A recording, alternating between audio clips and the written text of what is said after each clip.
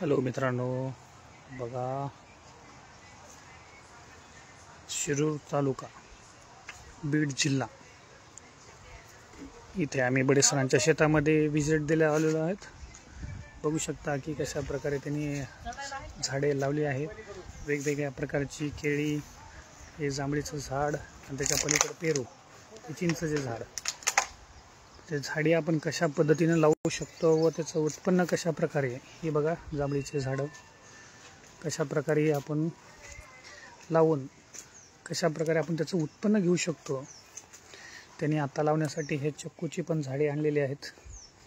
ही सफरचंदाची झाडे आणि ही नारळ, ग्रीन डार्फ या जातीची नारळ पहिलेही लावलीत त्यांनी आणि आताही त्यांनी आणलेले आहेत।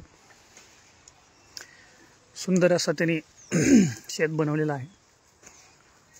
काही जांभळीची झाडं छान दिसत आहेत, त्याच्यानंतर केळी आणि नारळ, हे दोन ग्रीन डार्फ जातीची नारळ त्यांनी यंदा पण लावलेली आहेत।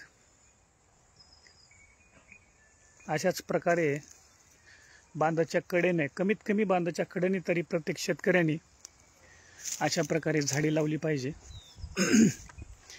आणि आपल्यासाठीच